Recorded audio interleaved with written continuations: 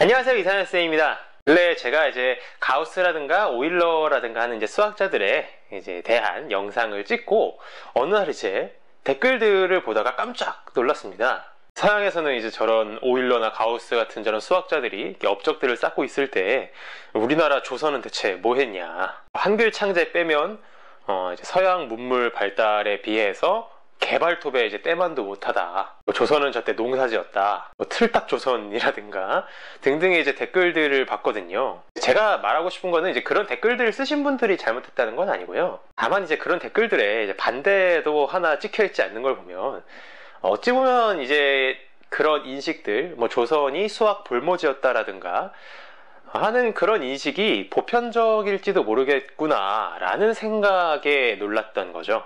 하긴 저도 이제 뭐 돌이켜보면 고등학교 때 이제 역사를 배울 때 조선의 수학사라든가 뭐 이런 거를 배웠던 것 같진 않나요. 저도 어찌 보면은 성인이 되고 나서야 책들을 보면서 이제 알게 된 것이죠. 결론부터 말씀드리면 조선은요 결코 수학 약소국이 아니었습니다. 뭐 아닌 정도가 아니라 조선의 수학력은 거의 세계적이었습니다. 특히 이제 수학에서 대수학 분야 같은 경우는 조선이 한때는 세계 최정상급이었고요.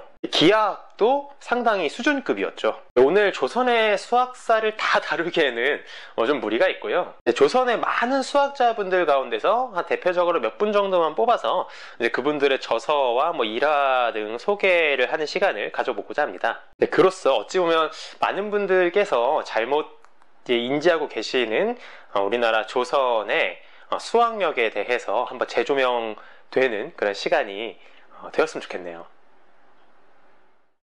네, 수학이 천대받고 배척되었다라고 하는 보통의 인식과는 정반대로 수학은요 조선의 초기 때부터 상당히 종용되어지는 학문이었습니다. 조선왕조실록에는요 태조 2년 10월 27일에 육학을 설치하고 양가의 자제들로 하여금 이를 익히게 하였다는 기록이 있습니다. 여기서 이제 이 육학이라는 게 뭐냐면 병학, 율학, 자학, 역학, 의학과 더불어 수학, 이 당시에는 이제 산학이라 그랬는데 수학이 있었죠. 조선은 태조 때부터 일찍이 수학의 중요성을 이제 알고 있었다라는 겁니다. 조선의 제4대 왕인 세종대왕께서는요 본인 스스로도 되게 수학에 관심이 많아가지고 어찌 보면 조선판 수학의 정석이라고 할 수 있을 만한 산학계몽이라는 책을 정인지라는 학자한테 직접 사사받기도 했습니다. 또한 중국 남송시대의 수학자였던 양휘가 쓴 양휘삼법이라는 책이 있어요. 이 양휘삼법 100권을 관리들에게 하사해서요 이를 이제 공부할 것을 권했다고 합니다. 왕께서 스스로 수학을 공부할 거를 종용했다라는 것이죠. 이렇게 이제 조선 초기부터 만들어진 분위기 때문에 양반들은요 그 산학서들, 그러니까 수학책들을 마치 교양서적처럼 읽곤 했습니다. 그리고 나라의 과거 시험에는요 주과라는 게 있었죠. 주과.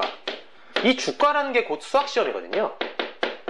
심지어 조선에는 마치 스위스의 베르누이 일가처럼 가문 대대적으로 수학을 전문적으로 공부하는 그런 집안도 있었습니다. 이 가문 사람들 중 여럿은요 실제로 이제 산학시험을 치르고 벼슬직에 올라서요 뭐 조선의 천문 관련 일이라든가 아니면은 세금 관련 혹은 뭐 토지 측량 관련된 그런 업무들을 보기도 했습니다. 조선의 수학자라고 하면 빼놓을 수 없는 경선증은요 1614년 출생입니다.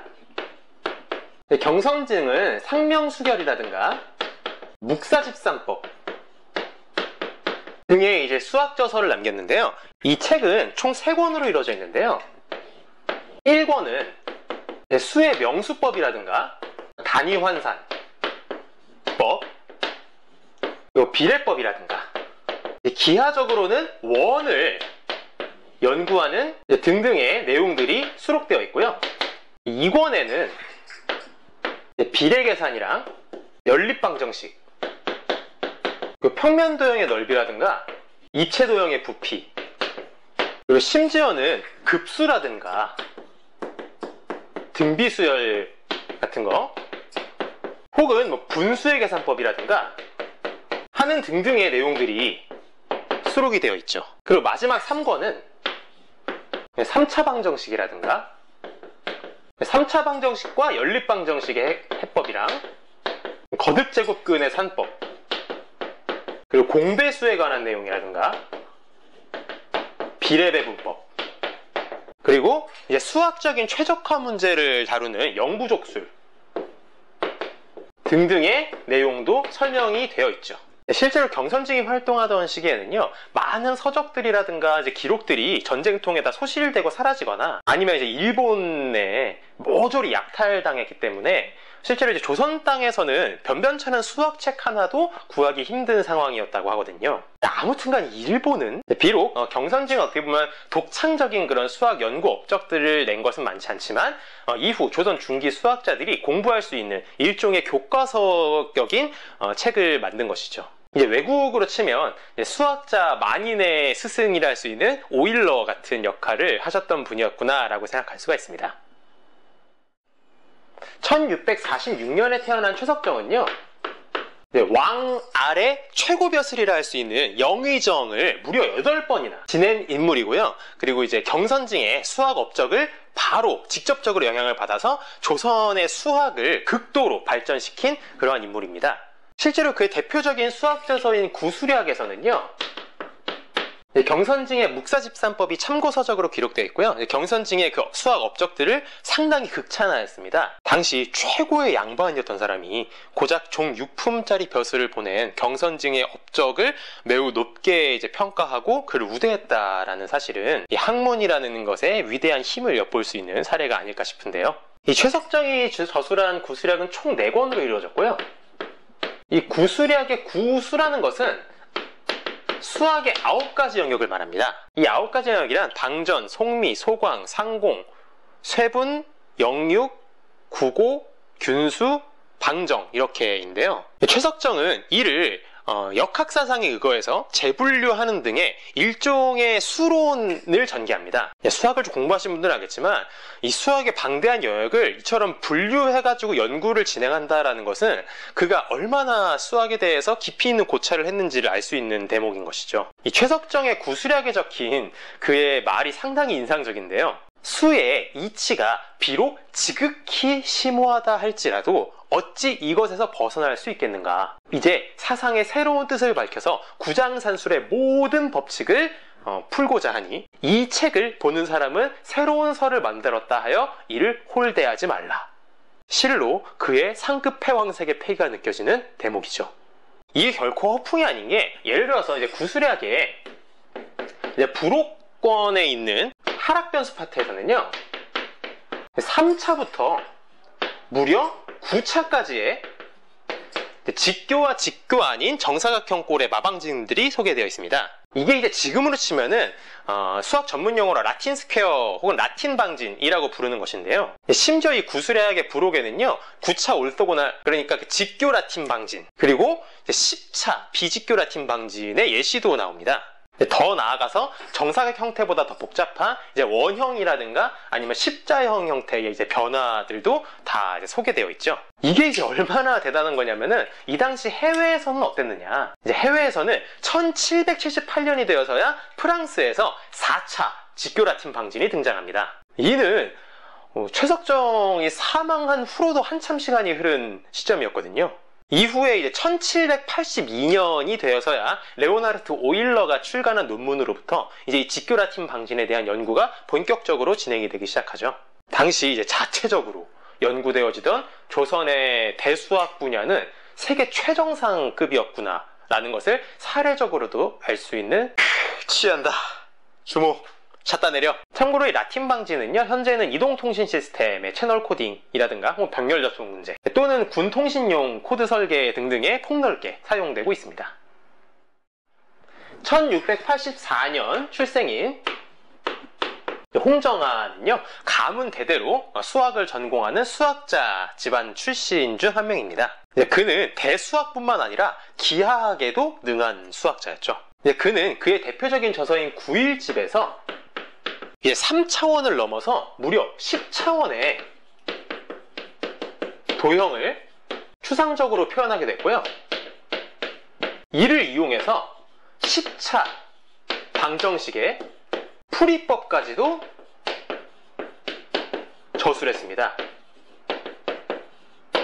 이는 진짜 이 시대를 생각했었을 때는 말도 안 되는 파격적인 업적이죠. 혹시 해산한 얘기지만 흔히 이제 많은 분들이 선생님 5차 이상의 방정식은 풀 수 없는 거 아닌가요? 라고 잘못 알고들 계십니다. 이 5차 이상의 방정식은요, 대수적으로는 풀이가 불가능하다는 것이지 특정 조건 하에서는 기하적으로는 풀이가 가능하거든요. 서양을 봤었을 때는 서양에서 5차 이상의 방정식에 대해서 기하적으로 접근을 한 그러한 기록은 적어도 제가 아는 선에서는 현대까지로 거의 올라와야 됩니다. 하물며 이런 걸 이제 대수기하학이라 그러는데, 이 대수기하학이 본격적으로 태동을 이제 하게 만든 뭐 아벨이라든가 리만이라든가 하는 그런 수학자들이 다 19세기 수학자거든요. 그런데 우리나라에서는 이거 17세기에 뭐 5차 6차도 아닌 10차라니. 홍정화와 관련해서 인터넷에 많이 퍼져 있는 또 재미난 일화가 있죠. 당대 중국의 최고 수학 권위자였었던 하국주가 조선의 한양의 위도를 계산하기 위해서 잠시 조선에 방문을 합니다. 그때 이제 하국주와 홍정화의 역사적인 만남이 이뤄지죠. 그 만남 자리에서요, 둘은 즉석에서 암산이 가능한 그런 수학 문제를 출제하고 이를 맞추는 그런 수학 대결을 진행합니다. 우리 이제 조선의 홍정화는 중국의 하국주가 먼저 낸 3개의 문제를 연달아서 맞춘 다음에요, 반격으로 낸 첫 번째 문제에서 하국주의 패배를 받아냅니다. 홍정화가 그때 낸 문제가 뭐냐면요, 껍질이 있는 구, 그리고 그 안에 내접한 정육면체에 대해서 구의 껍질의 두께와 부피를 알려주고 내접한 정육면체의 한 변의 길이를 구하라는 것이었습니다. 고도로 발달된 현대의 수학을 배운 여러분들 중에서도요, 아마 이 문제를 즉석에서 암산으로 대답할 수 있는 분들은 상당히 드물 겁니다. 결국 풀지 못한 하국주는 홍정화에게 답을 알려달라 요청을 하고, 이제 홍정화가 그 답을 바로 알려주는데 하국주가 이를 바로 이해하지 못합니다. 결국 홍정화는 하국주를 위해서 주판의 일종이라고 볼 수 있는 산가지를 갖고 와서 이에 대한 해법을 친절하게 다 설명을 해주는데요, 여기서 중국 수학자 하국주는 또 이 산가지 계산법에 확 꽂히게 되죠. 이 산가지를 이용한 계산법은요, 비단 사칙연산뿐 아니라 뭐 제곱근을 구한다든가 아니면은 고차 방정식의 해를 구하는 그런 것도 다 가능한 상당히 신박한 방법이었거든요. 안 되겠다. 주목! 이 국뽕 한 사발 더. 오늘은 한때 세계 정상급 수학 강국이었던 조선의 몇 명의 수학자들에 대해서만 간단히 알아보는 시간을 가졌습니다. 사실 오늘 소개한 3명 외에도요, 조선에는 뛰어난 수학자들이 상당히 많았습니다. 수학 본원의 저자인 경선진과 동시대 사람이었던 박율이라든가, 이수신편의 저자인 황윤석, 그리고 주해수용의 저자인 홍대용이라든가, 숙수념의 저자인 홍길주도 있고요, 산악정의 저자인 남병철 등등등등. 사실 이제 우리가 잘 알고 있는 율곡이라든가 화담 서경덕 등도 당시 이게 뛰어난 명산가들이었다고 전해지죠.